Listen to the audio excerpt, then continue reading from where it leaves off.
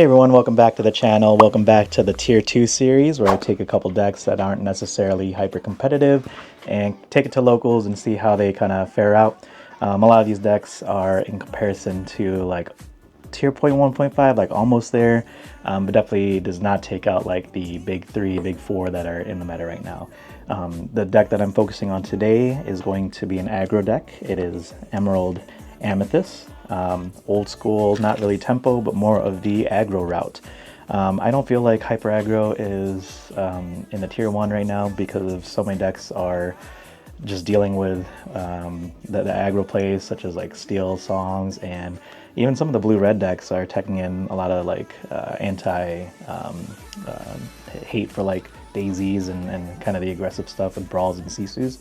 So I think it's not quite there at the moment, and I think it's going to slowly phase out, just like in any other set where the set releases, aggro does really good, and then it kind of just dies down towards the mid to late game. But who knows, maybe it'll catch some people off guard, especially some of the slower control decks, and get some wins. But because Steel exists, it's really tough. But this deck focuses on low curve, a lot of uninkables. I do run about 17. And you're just basically turning cards sideways. There are some cards that kind of help in here that mitigate against that Amber Steel matchup, the song package. So I will mention that as we go along, but we're going to go ahead and start off with the 1-drops. We're going to start off with everyone's favorite slash hates to go against it, Curse Merfolk. Quest for 2, when this character's challenged, each opponent chooses and discards a card. Very powerful opener. I think it's one of Emerald's best cards, and you just got to play it in an aggro deck. Next, I'm run 4 Maleficents. Maleficent is a classic set 1 card, quest for 2, 1/1. Hasn't really changed much. It's staple in any aggressive aggro deck, whether that's Amber Amethyst or Emerald Amethyst. On to some of my evasive packages. I run 4 Pegasus, 1/1. Really hard to deal with early on if they don't have any songs. Evasive shifts into the big Pegasus. That really helps your aggressive play lines. Another evasive character we have here is Pascal. Pascal is also a very classic, like kind of quote-unquote aggro card.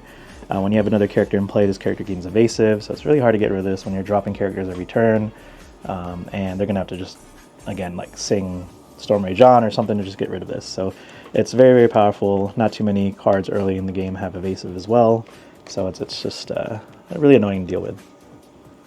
One of the cards that kind of help combat against the Steel Song decks are Befuddle.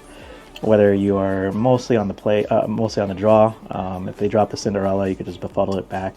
The only downside is that they could play Ursula turn 2, the singer Ursula, and still have something to play next turn, but kind of slows their tempo down. So Befuddle returns a character or item with cost 2 or less to the player's hand.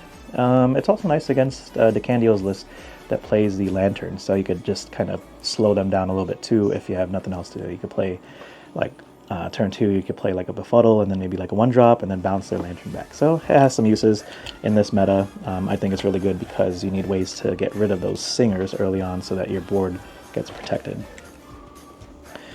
Speaking of getting rid of those singers and song cards, Ursula, one of Emerald's best cards as well. She is just very, very annoying against Steel Song players. When you play this character, chosen opponent reveals their hand and discards a song of your choice.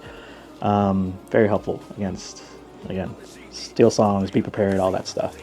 Don't really need to talk about it. Everybody knows what she does and how they feel about her. Next, Snake. Another great card against the Steel matchup. Steel, again, is just really tricky to play against.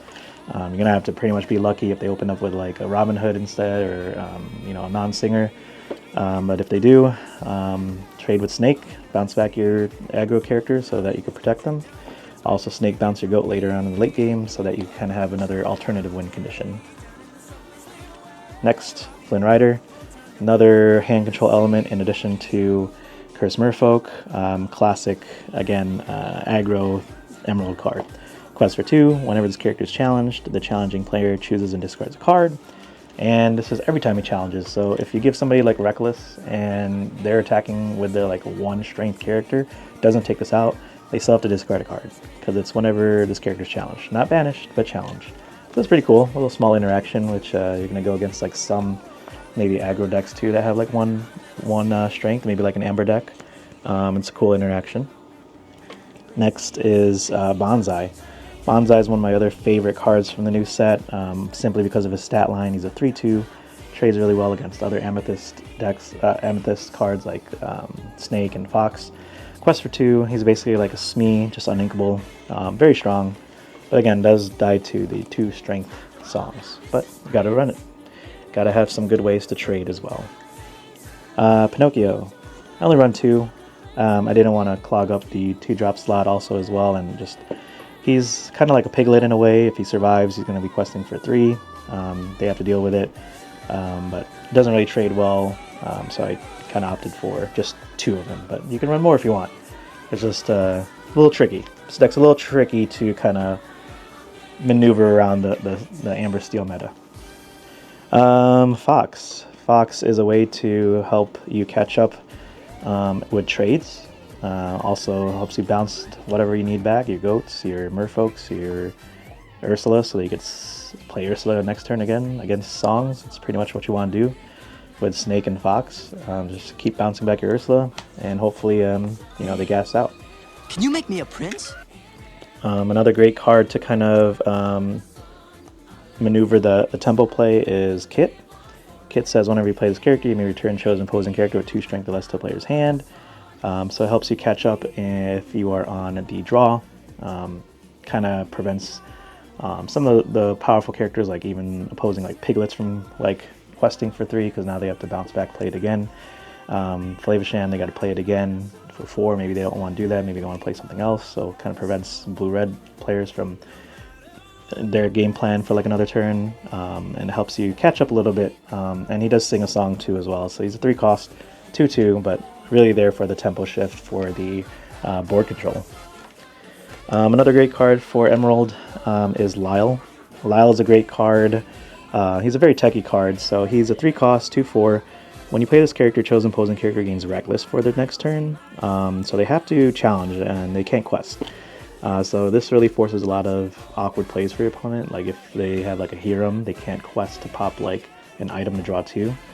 So it's really strong to kind of prevent certain characters from just questing out. Piglets again too. I know Piglet's like a big one. So it also forces them to challenge like your Merfolks or their Flynn, so they have to discard a card. So that's pretty cool too. And it just late game would drop it against like a Sisu, like Mufasa. They can't quest, so they won't be getting like the 3 or the 4 lore and all the other shenanigans. So he's really cool. And then also for the bottom effect, whenever one of your characters is banished, each opponent loses 1 lore. So you're going to have a lot of characters, they want to get rid of your board. If they challenge into your characters, they're just going to keep losing lore and lore. So that's pretty good to kind of prevent them from doing all that lore gain and kind of getting no benefit from that. The only songs that I run, I think, are 4 Friends on the Other Side. This is all you need. You play a Kit, and then you sing with Kit next turn. There you go. Draw 2 cards, and then next turn maybe play like a couple drops, 1 drop, 2 drop, to kind of solidify that. Rounding off the top end over here, 4 goats. Do I need to explain much? Goat could just win you some games, especially if you're just questing for 13, 14 lore in like turn 3 or 4. Then you just finish off with Goat Bounce. Very powerful. A lot of games are won through Goat, and he's a goat for a reason.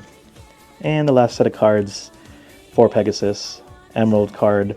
If you shift with this, it gives all your characters evasive. So if you have a whole board of like maybe 3, 4 characters, and you're not going against like a song deck, you could just pretty much quest out, protect them, and then quest for game next turn, as long as they don't have like a board wipe. So Pegasus is really great. It's evasive. A little tricky against like Rush, Elsa, but in this format, Pegasus is really good for aggressive decks. So yeah, there you have it. That is my Tier 2 Emerald Amethyst deck. I think in the beginning of the set, I'd probably bump this up to like Tier 1.5, just because of just how aggressive it could be. But now everyone's like playing Amber Steel, at least in our area. A lot of red blue as well too that could also combat against this. So I think it's safe to say that this version at least is a Tier 2 deck. Doesn't make it bad, win some games, and It's your traditional aggro play. It's also pretty affordable too. I don't think there's too many expensive cards in here. Like this is probably like under $100. So if you guys are in a budget and you want to either teach somebody how to play, maybe you got some kids, maybe you got some younger people who want to pick up the game. This is really easy to learn. Also a little challenging with knowing what to do with some of the trades and bouncing, but it'll help them grow the fundamentals, and I think it can compete with a lot of decks out there. So yeah, thank you guys for watching. Rate, comment, subscribe. We'll see you guys in the next one.